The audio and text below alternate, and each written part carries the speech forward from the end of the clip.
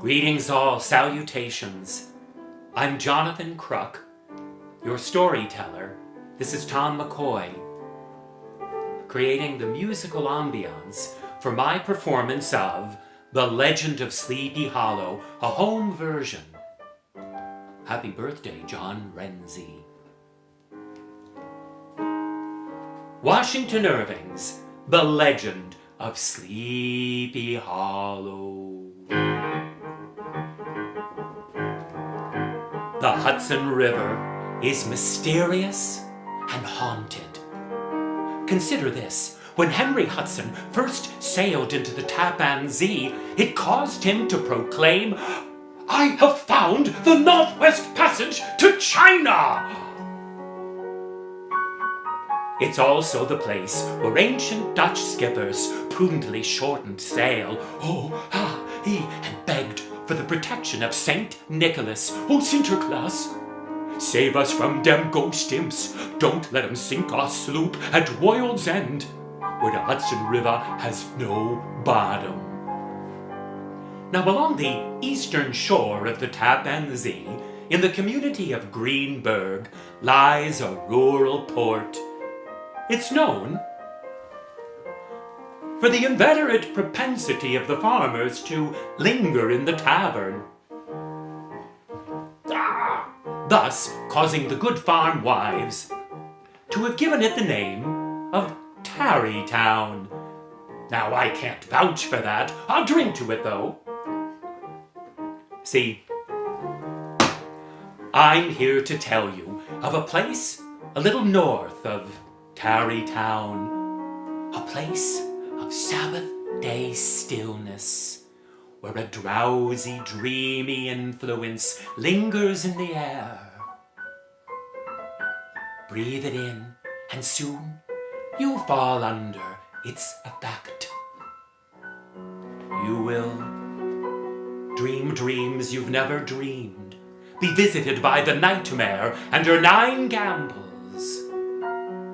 The place is known by the locals as Sleepy Hollow.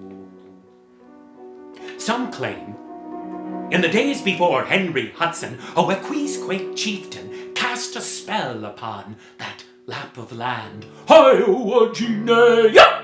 9, insist others, is a spell that's cast by a high German witch doctor. Hundsgemuddelsgeweik, Hundgerfussel, where it was, enter into the realm of Sleepy Hollow, breathe in that melancholic air, and soon you too will fall under its influence. You'll begin to hear music where there is none, and hear voices, disembodied, whispering in the wind. The stars gleam brighter, meteors shoot fantastic across the sky. Why, Sleepy Hollow abounds with spirits. There are haunted roads, haunted barns, and even haunted bridges. It beckons unto the spirits. Consider this. During the dark days of the American Revolution, a spy got hanged across the river in Old Tappan, that of Major John Andre. But where dwells his ghost? Why, in Wildy Swamp at the edge of Sleepy Hollow, where the fellow got captured. And now it sneaks behind you, endeavoring to put an invisible icy hand on your shoulder. Also, above Sleepy Hollow at Raven Rock, before storms, there wails a woman in white. She went there looking for her beloved, but instead of love coming to her, a winter storm drifted in, causing her to freeze to death. And now, by the spells of Sleepy Hollow, her spirit rises up and calls out for that love. "My beloved, wilt thou come for me?" Her voice waxing and waning in the wind, whilst imploring,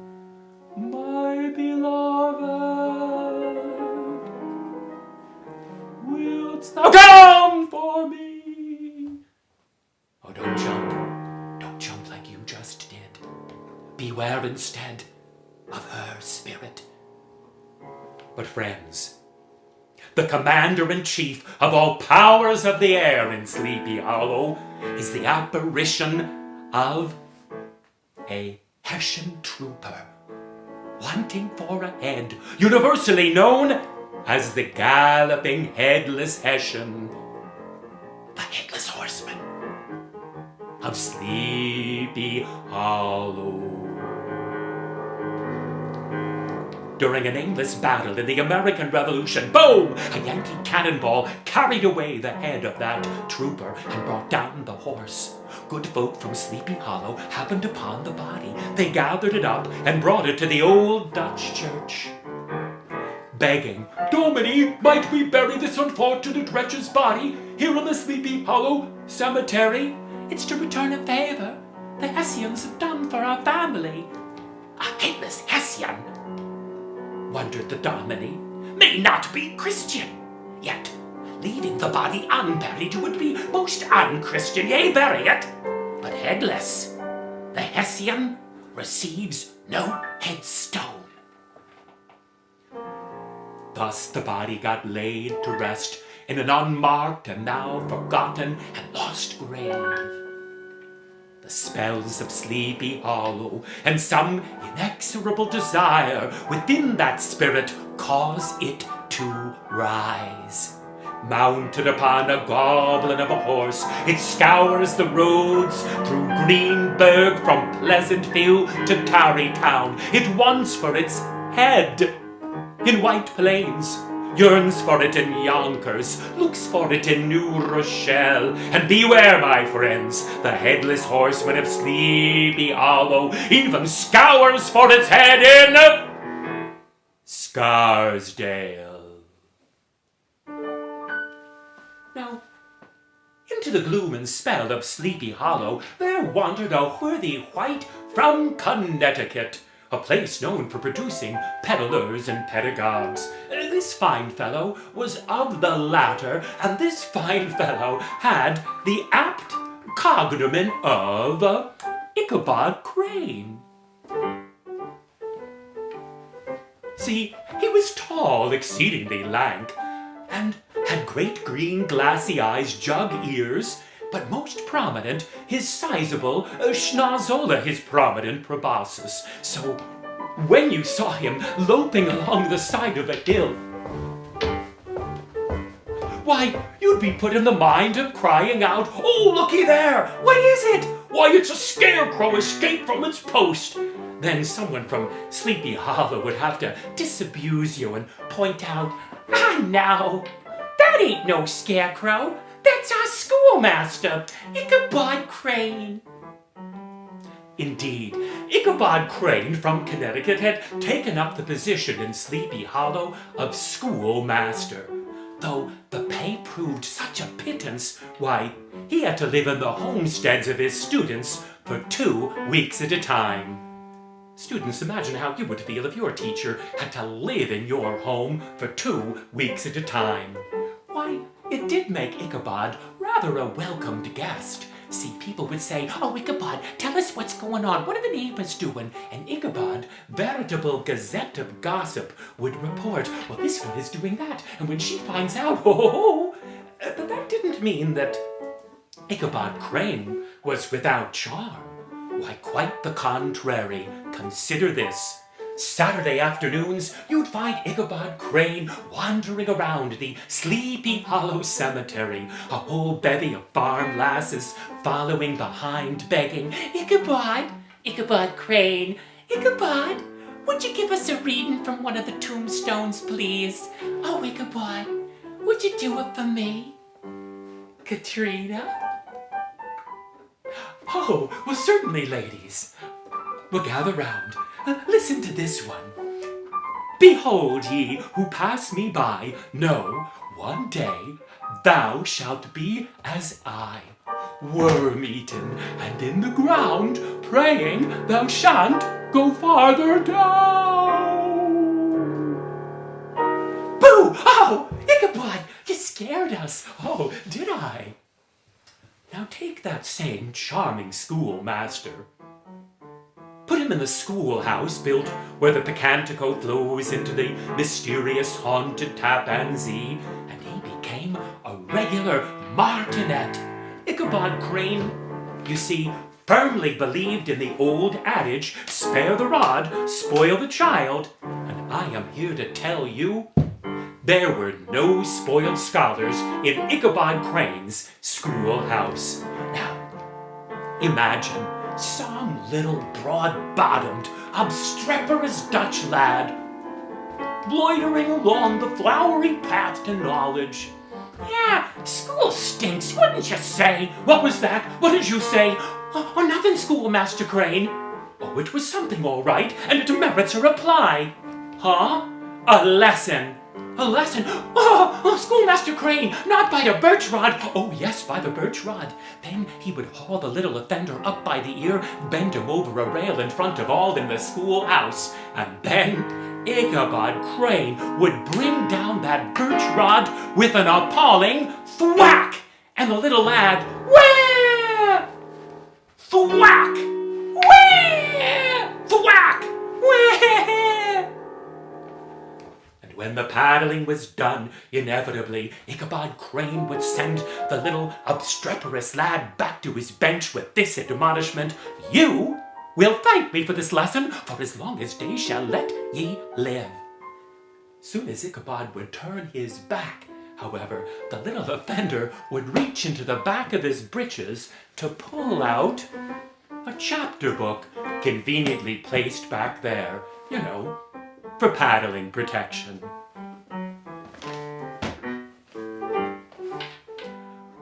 When school was done, Ichabod returned to his affable self.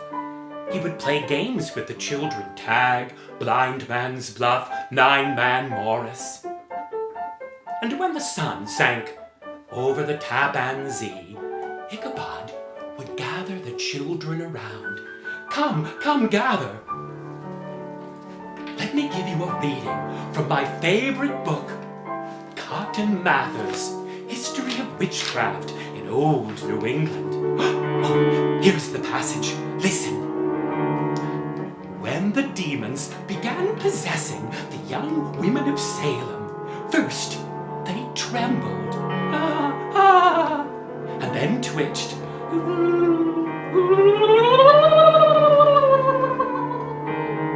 and soon they gave out low, guttural moans. Oh, Schoolmaster Crane, you scared us. Oh, did I now? Now with school done, and the waning sun, Ichabod Crane needed to find from among his students one whose mother proved to be a good cook. Though exceedingly lank, Ichabod Crane was a huge feeder, and on his meager schoolmaster's ration could not provide for himself. Thus, he would seek out from among the farm wives a good cook. Oh, and once he found one, he was not above using flattery to earn his invite. He would say things like, "Oh, Dame Van Winkle, why, the sky must be jealous of the blue in thine eyes." And inevitably, the lady would melt. "Oh, Ichabod, you are so charming. How would you like to stay for dinner?" "Oh, I mustn't refuse such a kind offer," and he'd plop himself right down to the head of the table. Thus, when it would come the famished farmer, "Oh, my trout, I'm starved. Prithee, what are we having for dinner?" "What, my good wife, you haven't invited the scrawny schoolmaster over again to dine, have you?" "Oh, yes, I have, husband. He's so charming." "Charming? This fella here? He's got the dilating powers of an anaconda." Indeed, in one sitting, Ichabod Crane could devour an entire roasted duck. he would swallow a bowl of succotash and still have room for a doughty donut or two. Here was a man who enjoyed eating the way some fellows enjoy a fine snifter of brandy. You know what I'm talking about. Well, Ichabod's favorite part of the meal, however, came when the dining was done. And soon, the hiss of the roasting apples would fill the room, and the smoke from the long-stemmed pipes held by the men and women of Sleepy Hollow, Ichabod knew, soon would follow the ghostly tales of Sleepy Hollow. No detail proved too grotesque for the capacious, storied appetite of schoolmaster Ichabod Crane. Tell me of the woman in white. Oh, she froze to death in a wintry storm. You hear her voice calling, my beloved. Oh, and Andre's ghost sneaks up behind you at Wildy's swamp, tries to lay an icy hand on your shoulder. Oh, a headless horseman, Ichabod Crane. It wants for its head, and won't stop galloping at night, with midnight blasts till it finds it. And Ichabod, yes, some say, if it can't find its head, it'll reach out to grab the head of where it can get at night. Oh! Inevitably, Ichabod's shriek would wake up the farmer who, upon finding Ichabod still there, still enjoying the hospitality, Ichabod Crane, here's your hat. What's your hurry? Good night. And Ichabod would give a flourish of bows and kitch-a-clunk, find himself standing on the stoop, double Dutch doors shut behind him, facing a long wending walk back through the wood and the darkness to the homestead where he then was being housed. It's one thing listening to ghostly tales told cozy round the home fire, but it's quite a different thing when you step into the gloom and spell of Sleepy Hollow. Ichabod Crane discovered all of nature conspires with the ghostly tales to haunt.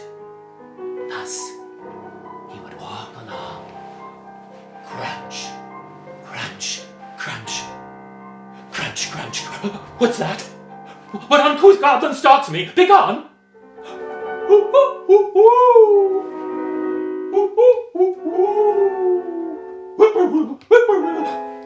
Demons, goblins, ghosts being called forth in a convocation.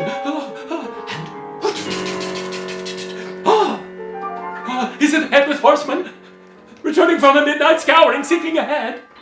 Of course, it was nothing more than a startling of mourning doves, the hoot of the owl, the call of the whippoorwill, and dry leaves, like goblins beneath his feet. To fend off these and other spirits of the night, Ichabod practiced an ancient custom of lifting one's voice in a holy psalm to ward off the spirits of the night.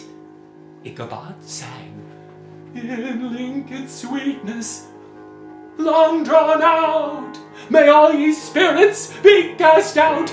Begone, begone, begone!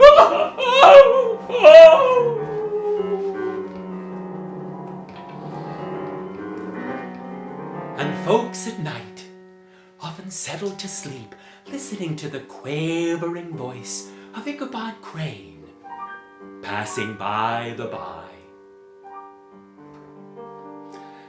Alas, Ichabod could have enjoyed a quiet life, passing by the by in Sleepy Hollow, even with the abounding spirits. had he not fallen under the spell of a spirit more beguiling than any headless goblin. You see, Ichabod Crane had fallen under the spell of Katrina Van Tassel. She was 18, plump as a partridge, ripe and melting as one of her father's peaches, and ready for the picking, if you know what I mean. But I hope any children out there don't know what I mean. Katrina Van Tassel was known not only for her beauty, but her vast expectations. You see, she was the lone child and sole heir of the wealthiest farmer in all of Sleepy Hollow, old Baltus Van Tassel, who often proclaimed, "Oh, now listen, everyone, I ain't proud of my wealth, I'm just presiding over it until the day when Katrina marries. Then she and her husband could have the whole estate. What more would I care?" Well, this made Ichabod Crane care all the more. Why, every time he passed by the Van Tassel estate, he imagined himself married to Katrina, thinking, "The fields of wheat, they're waving to me. The trees beckon, Ichabod Crane, pick me! No, pick me, pick me!" And when he got by the duck pond, Ichabod saw all of the ducks roasted and swimming in rivers of their own gravy. Whack, whack, whack, whack, whack, whack, whack, whack, glump. Whack, whack, whack, whack, whack, whack, glump. Right into his awaiting mouth.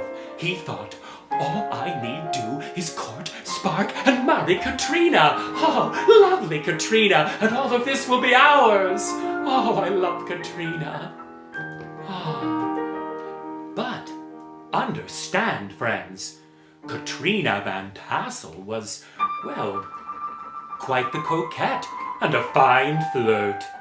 Why, she gained the attention of many a man in Sleepy Hollow and beyond by doing things like, well, wearing a stomacher of a certain style in order to give, how shall I say this, a certain uplift to her appeal. Also, she was known for wearing scandalously short petticoats in order to better reveal the most well-turned ankle in all of Sleepy Hollow. Now, Ichabod, however, thought himself on the course to true love. You know what the bard from Stratford-upon-Avon says about the course to true love? It never did run straight. Indeed, Ichabod's course ran right into a burly, roaring, rollicking, roistering blade by the name of Abraham Van Brunt. Now, here was a fella who was Herculean in proportions and double-jointed. Thus, universally he was known as Brom Bones. If ever there was fight or frolic in Sleepy Hollow, Brom would be in the thick of it, either stirring things up or settling the score. And late at night, he would ride round the roads on a swift horse known as Daredevil, with a whole gang of followers looking for mischief. Why, they'd be like Don Cossacks marauding, and say, for example, they'd happen upon some little old biddy, you know, with her cup of tea, settling herself down to sleep, and as soon as she would snuff out the candle, Brom would be at the window. Watch this, boys. Old woman, I'm the headless horseman, hear the sign head. Oh! And the lady would shriek, get-a-thunk, fall out of bed, tip over the chamber pot, and get up. Oh, dread, a ghost around here. Oh, what am I to do? I'm a headless horseman. And then, she would hear the galloping and the laughing. Ha, ha, ha, ha, we really frightened her, didn't we, gang? Oh, Brom Bones, was that you? Brom Bones, how dare you frighten a little old lady like me? Fie upon you! Fie upon you! Oh, yes, she would curse him at night. But the next morning, you would find that same little old biddy down in the Tarrytown Tavern toasting Brom. Guess you came to visit me last night. Ladies, you'll be so jealous when you find out. It was Brom Bones came to see me. I'll drink to Brom. Oh, you would too. You see, Abraham Van Brunt was made of more mischief than malice. And he too took a fancy to Katrina Van Tassel. But his method of courtship is, well, best characterized as the bear paw technique. You know what I mean. Oh, Katrina, come on, give me a little. Oh, Brom, would you stop? You're too handy. But Ichabod believed he had a hand up courting Katrina. You see, he had become not only schoolmaster in Sleepy Hollow, but choir master in the old Dutch church. So Sundays, you'd find him up in the choir loft. Thinking with his thin, quavering voice, he carried the palm away from the parson in linked sweetness long drawn out. And when services ended, Ichabod Crane could, under the guise of a singing lesson, Katrina, escort the young Harrison down the old post road to the Van Tassels, where they'd sit on a bench overlooking the mysterious haunted Tappan Zee, and the courtship would begin. Odd. Right in the next room, you'd find her father, Baltus Van Tassel, paying more attention to his whirligig than the scarecrow schoolmaster, knee to knee with his daughter. And Mrs. Van Tassel not much better. Well, she'd say things like, "Now listen, ducks and geese are foolish things, and they need looking after. But my Katrina, she can take care of herself." Indeed, Ichabod would carry on. "Now, Katrina, sing after me, in linked sweetness long drawn out." And Katrina would say, "All right, Ichabod, how's this sound?" "In linked sweetness long drawn out." Oh, Katrina, a rhapsody. Why, even the lark will be jealous of thee. Well, know who was jealous? Abraham Van Brunt. He watched this singing lesson go on Sunday after Sunday, till finally, Ichabod Crane! He couldn't take it any longer. "Ichabod Crane, get your scrawny self over here." "Oh, what is it, Mr. Von Bones?" "Mr. Von Bones, I'm going to give you some bones right now. I've got a bone to pick with you. Now, listen, why don't we settle our differences once and for all? With a manly round of fisticuffs. Come on, put 'em up. Ooh. Ichabod Crane knew better than to engage Brom Bones in a round of fisticuffs. Gah! Brom turned to other tactics. He tried to stuff up the chimney in the schoolhouse. Ichabod would not be smoked out. Another time, Brom and his gang broke into the schoolhouse before dawn and set a whole convolution of booby traps. When Ichabod arrived in the morning, "Oh, what's this? Oh, how dread! Witches have held a coven here." He would not be bewitched away. Brom even trained a dog to bay in a ludicrous way whenever Ichabod gave his singing lesson. "Now sing after me, Katrina. In linked sweetness long drawn out." "Your turn." "Oh, oh, oh, oh, oh, oh, oh, oh!" "Katrina, what was that?" "Oh, it was Brom Bones' dog. He's taken a singing lesson too." On and on went the rivalry. Well, things finally came to a head upon a splendiferous autumnal day, when Autumn with her fine raiment began to tip leaves with the royalty of purple, and vault reds into vermilion, yellows into gold. Why, even the sloops chimpanzee stayed still in order to create a more picturesque sight. Now, in the schoolhouse, there had just been by Ichabod Crane another appalling display by the birch rod. He now presided over an entire treasure trove of confiscated toys through the afternoon, crying, "I want that whirligig right up over here. Are those Jack's? Put them over here, Jack. Is that a little darling? I want her here." When, bump, bump, bump, bump, bump. Huh? Bump, bump, bump. The door opened. And there, as if he was descending from Mount Olympus, for he was all clad in white, there arrived messenger with an invitation to Schoolmaster Ichabod Crane. Thou art cordially invited to attend tonight a harvest frolic to be held at the homestead of Baltus and Mrs. Van Tassel.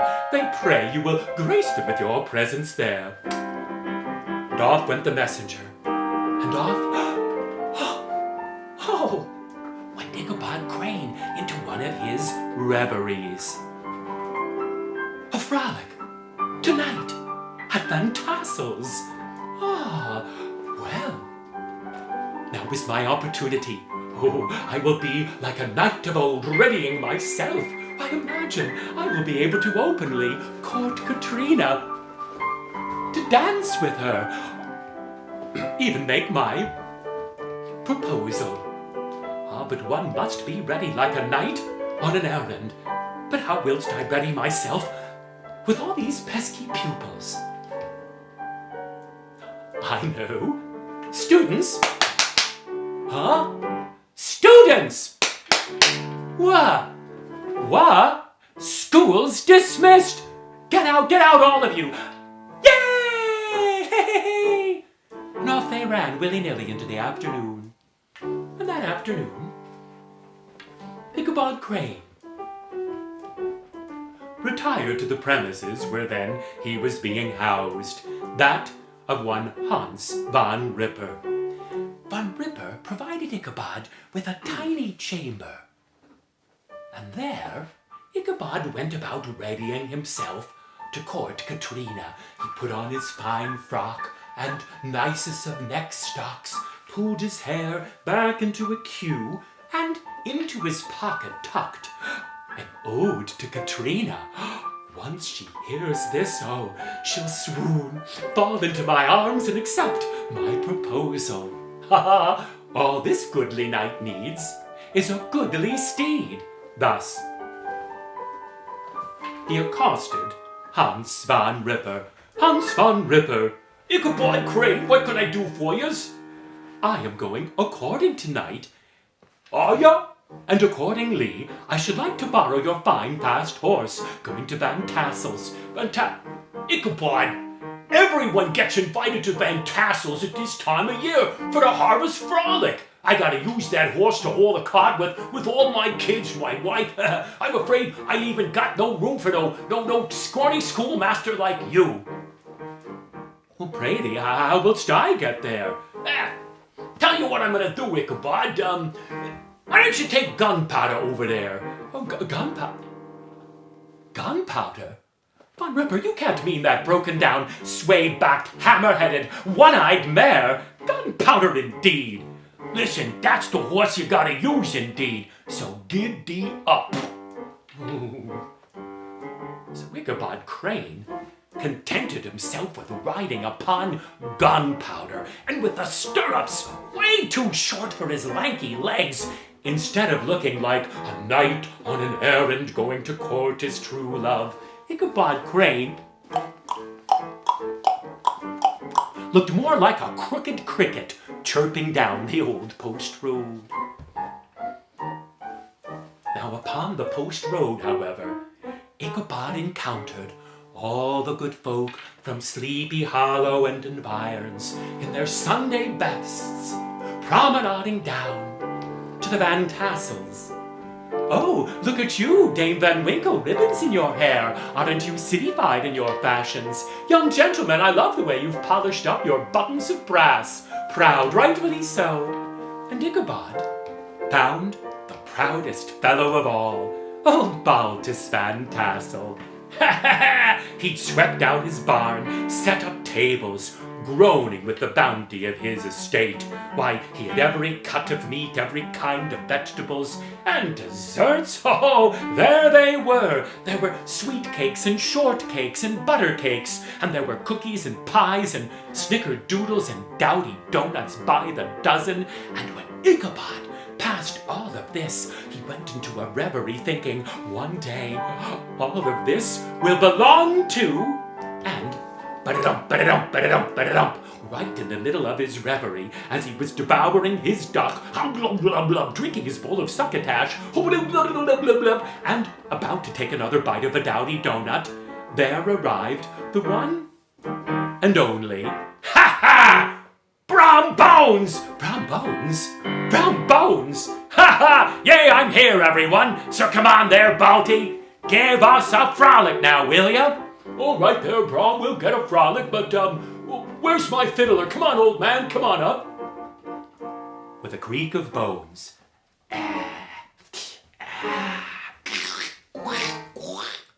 there arrives some antediluvian fellow with a battered violin, as worn and aged as was he. But when this fellow brings out the instrument and touches the bow to string and begins to play,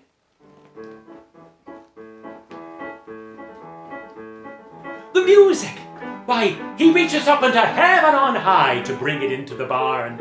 And when he bends down, he brings it up from, well, down below.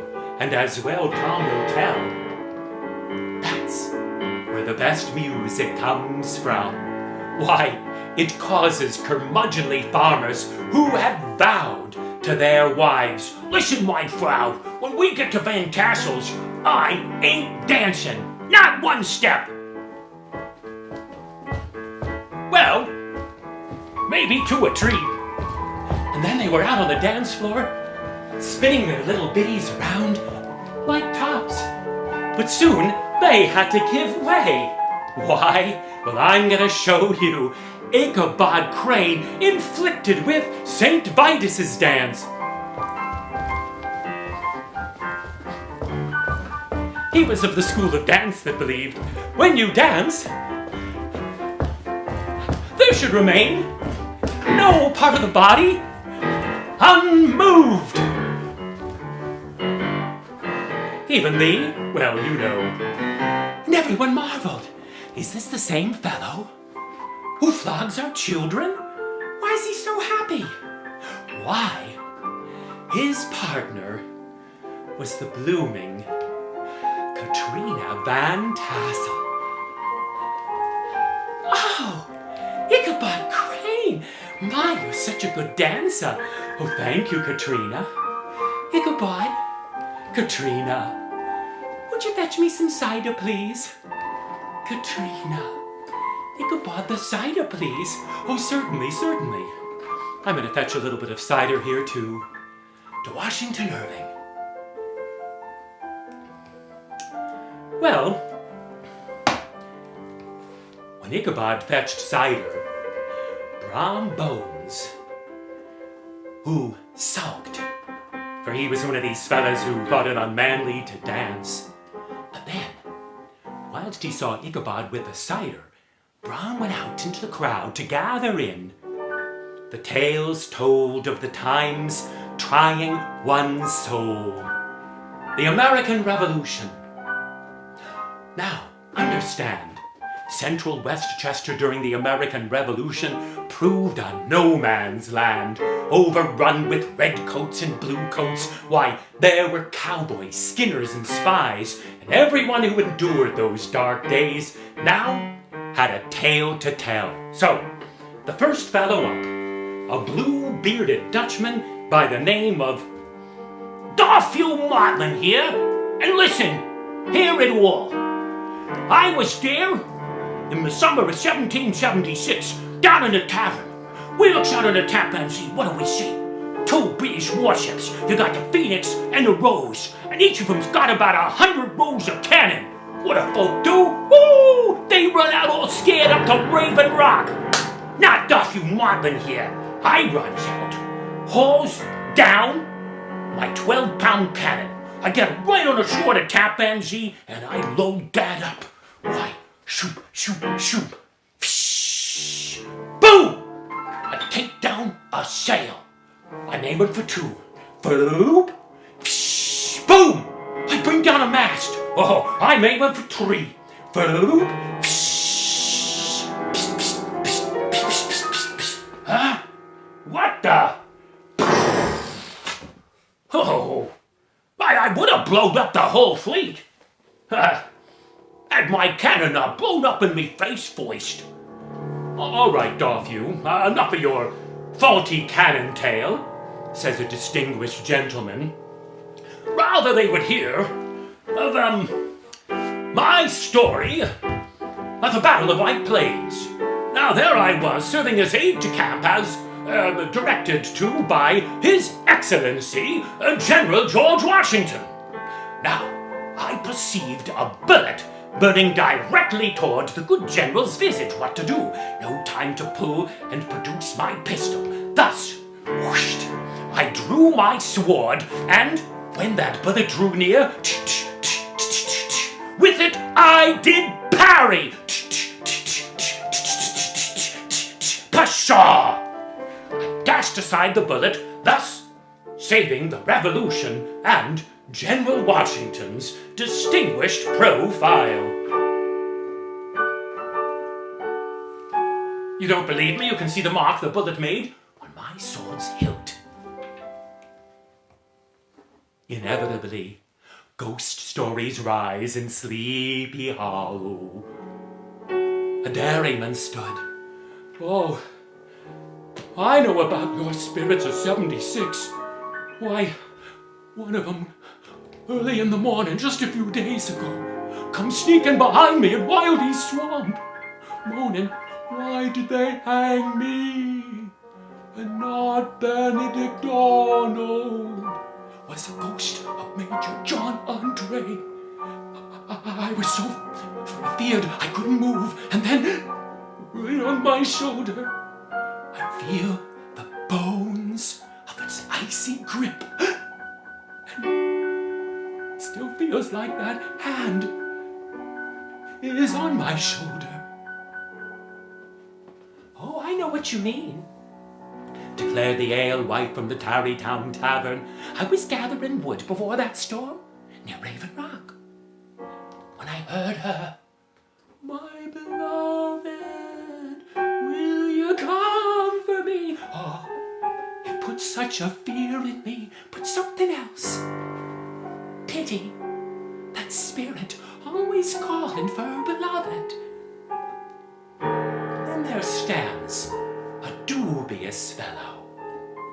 Well, the headless horseman of Sleepy Hollow ain't still around in these parts haunting, is it? Shh! Quiet! Don't say another word! What? You dare doubt a ghost in Sleepy Hollow, and you'll bring trouble upon yourself. What are you talking about? Oh, you doubt a ghost in Sleepy Hollow, and that ghost will make a point to come to haunt you. Why, that's what happened to Farmer Brower. Brower, why don't you come and set this fella straight? Well, all right then. I gotta say from the start, I once was a heretical disbeliever in ghosts. Why, you'd find me down in the Tarrytown Tavern. Oh, no such thing as ghosts. Drink to it. Well, one afternoon, now I only had a few, and I'm riding up the post road. Well, it came to be the gloaming, betwixt and between the day and night, and then, and the earth's opening, and behind me, I hears it. Thump, thump, thump, a-coming behind me, another rider. I pull over to let him pass, and then, it comes by, a huge figure on a huge horse, and it hauls off and hurls something, and it doesn't have something right here. And that something it did have, and it hit me right in the back, knocked me off of my horse, down off of the bridge by the old Dutch church. I look up, and over the church, what do I see? It flying by, all the bones aglow. It was the Headless Horseman.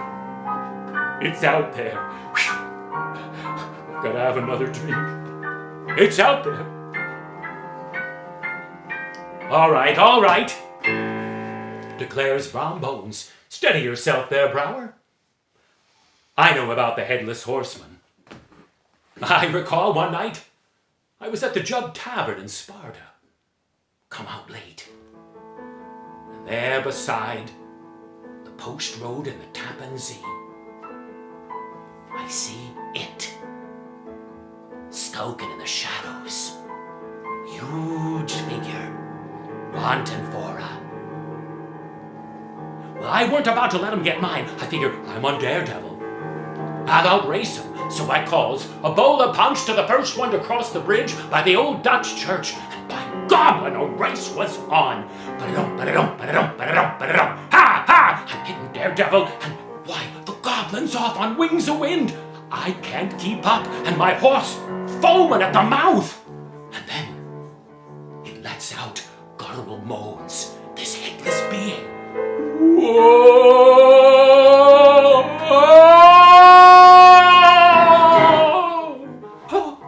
Ichabod's eyes bulged out of his head, listening to this adventure of Abraham Van Brunt, who continues. We're coming upon the bridge, and I figure I'm gonna lose my head. But all at once,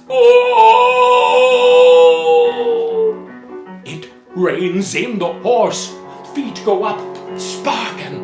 So I duck my head, and I cross over the bridge. I'm turning to tell it, you owe me a bowl of punch. And I see it rising up, all the bones glowing a ghastly green.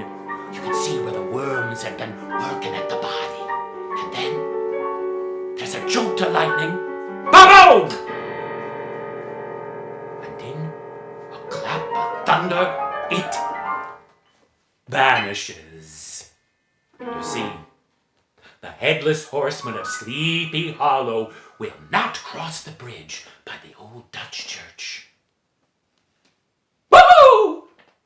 And Ichabod shrieks so that he wakes Baltus Van Tassel, who says, what, are you still here enjoying me hospitality? I'm ready for bed. Good night, all. Good night, thank you for enjoying the hospitality. Get a grip, Ichabod. Good night, all. Good night, good riddance, good night. Oh, Balty, everyone thanks for coming. We'll do it again next year. And for once, merry laughter fills the melancholy air of Sleepy Hollow. You know who is merriest of all? Ichabod Crane. He goes round to Katrina's window like some country Romeo, and he brings out his ode and makes his recitation, and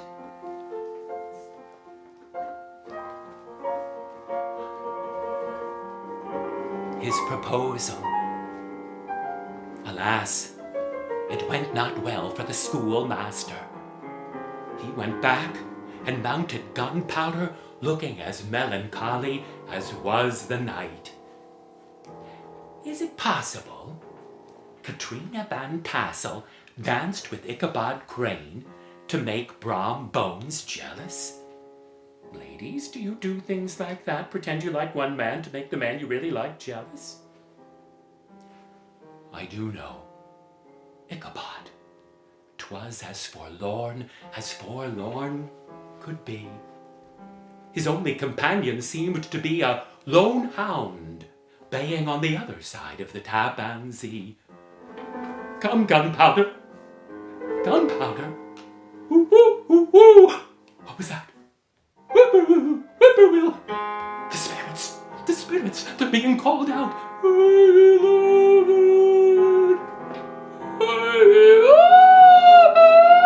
Oh, woman in white, I'm not your beloved. Alas, my beloved won't have me. Gunpowder, don't ride rusty with me. Ha, ha, ha! Well, the plough horse wouldn't move, and the spirits began to encroach. Once again, nature and the ghostly stories conspired to haunt Ichabod Crane. Gunpowder! Well, to ward off these spirits, especially the commander-in-chief, Ichabod endeavored to lift his voice into one of those holy songs, but paroxysms of fear caused his tongue to cleave to the roof of his mouth. He could not utter a staver, and his effort at singing disturbed the old plough horse, who broke off the post road and went, whoa, not into Wild East Swamp. That's where Major Andre's ghost is. Don't put your icy hand on me. Whoa.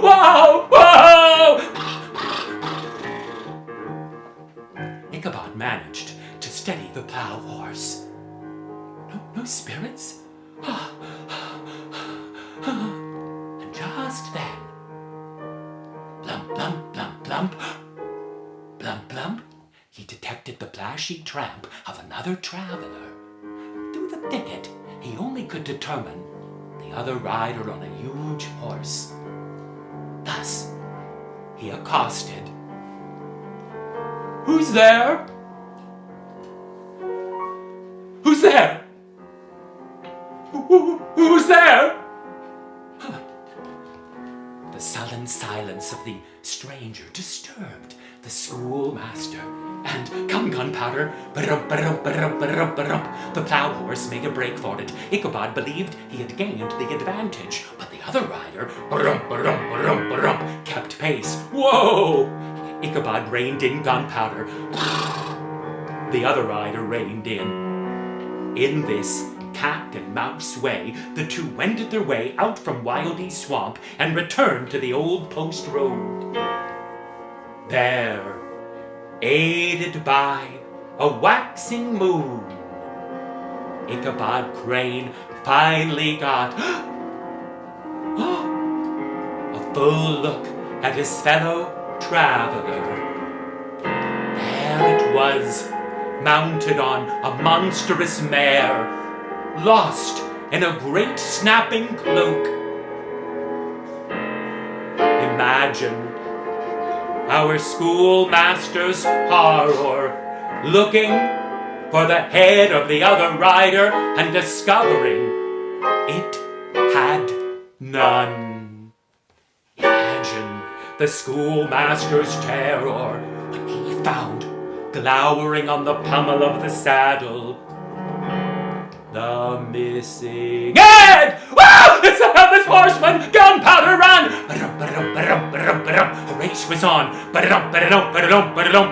Goblin after schoolmaster. Oh! Woo! Gunpowder, run! Ha! Ha! Ha! Ha! Ichabod Crane kicked and cudgeled. Gunpowder with such vigor, snap! He broke the buckle on Hans Van Ripper's saddle, and Foo felt it slip out from beneath his lanky body. Good-a-dunk, and get trampled by the goblin horse. And Ichabod Crane almost suffered the same fate, but last second he grabs hold of Gunpowder's tail and shimmied his way over the horse's haunches, past the sway back, up onto the neck, and then he squeezed Gunpowder so tight he almost popped out the horse's lone good eye. Gunpowder, run! The goblin gained and breathed down the schoolmaster's neck. Whoa!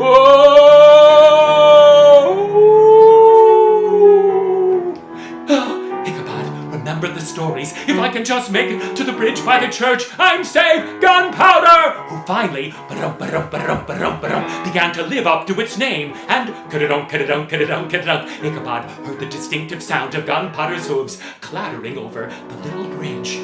He turned around to look for reassurance from the tales he had heard that the goblin would vanish. But rather than finding the fiend readying to disappear, Ichabod Crane found the goblin rising up in its saddle, horrid head in hand, readying to hurl it, and it did! It hurled that projectile!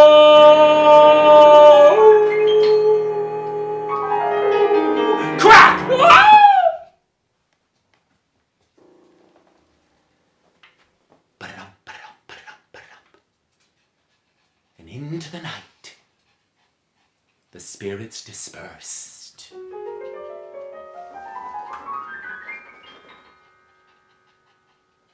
Morning came, autumnal, fine colors in the raiment across the land. Sloops began to skitter to life on the Tappan Zee. And gunpowder grazed in the pasture as if nothing had happened the night before. Well, Hans van Ripper came out. Well, I got back my horse, but where the blazes did he put my saddle? Ichabod, bump, bump, bump. Ichabod Crane, you're probably still sleeping in there. You got school kids waiting. Where in blazes is my Sunday saddle? Yeah, I gotta wake him. Get your clunk. Where is he? Where'd he go? Oh, better get some answers. Van Ripper went down where answers abounded, the Tarrytown Tavern. Did you hear those shrieks last night? Oh, I sure did. You know what it sounded like? I know what it sounded like. The Headless Horseman of Sleepy Hollow. It was chasing after who? Now just then, in comes a mother.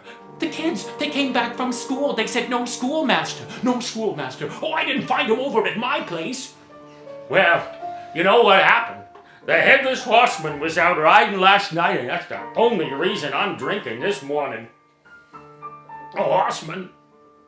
Well, folk decided to mount an expedition. Thus, they left the tavern and went to the little bridge by the old Dutch church. And there found evidence of an encounter. First, oh, looky there. Ain't that Ichabod's hat? Yeah, that's where his long snipe nose goes, right there. Well, where's the schoolmaster? I don't know. Oh, but look! What's that? Ode to Katrina. Oh, must have fell out of Ichabod's pocket. Oh yeah, he was sweet upon Katrina. I think I know what happened. What? Look over there. Oh, what is it? His brains! His brains? Are you sure it's his brains? 'Cause kinda looks like pumpkin mash. No, it's his brains! His brains! And where's Ichabod? How do I know? Oh, you all know, said one of the Sleepy Hollow sages. You know, 'cause you heard the cries last night of Ichabod Crane chased by the Headless Horseman. Don't you see? It brained him and dragged away the body into its lost grave. You mean Ichabod Crane? Ichabod Crane is... Ichabod Crane there again was seen in Sleepy Hollow. His few remaining possessions, consisting of a neck stock, a sheaf of music, and a well-worn copy of Cotton Mather's History of Witchcraft in Old New England, were given over to Hans van Ripper in payment for the ruined saddle. Van Ripper promptly consigned the book to the flames, vowing, never again are my kids gonna be learned by no Yankee schoolmaster. Ha! Indeed, the tale of the disappearance of the Yankee schoolmaster spread through Sleepy Hollow and the environs beyond. But whenever the tale got told to Brom Bones, he'd give this knowing laugh and he'd want to know, so, what was it? Pumpkin mash or brains? And you know who it was who escorted Katrina Van Tassel to the old Dutch church for holy matrimony? Abraham Van Brunt. Oh, Brom, we're married. You can call me Abraham. I'll call you husband. There it was done. Our tale's almost done. Oh, but forgive me, I'd be remiss for failing to mention this salient point. After a time, a drover arrives in the Tarrytown Tavern with with this tale on tap. Now listen, Oleas, I got in some trouble and had to appear in the 10-pound court down in New York City, and I'm looking there at the bench, and the judge, they do that thing where they say, attorneys approach the bench, attorneys approach the bench, and one of them's exceedingly lank. And he begins, Your Honor, the wind of justice blows this way. Oh no, it blows that way. And, well, don't you see who it had to be? Your Ichabod Crane had to be. So, my friends, as I bring our tale to a close, consider this. It's possible Ichabod Crane suffered a fate worse than being chased by a headless goblin, and that is, he became a New York City lawyer. But if you go to Sleepy Hollow, the sages there insist the goblin dragged Ichabod away. You still hear his spirit singing where the schoolhouse once stood. And that goblin continues to ride, relentless, seeking what it still craves most. In Sleepy Hollow, friends, I pray you hang on to your heads. And friends, this has been Washington Irving's The Legend of Sleepy Hollow.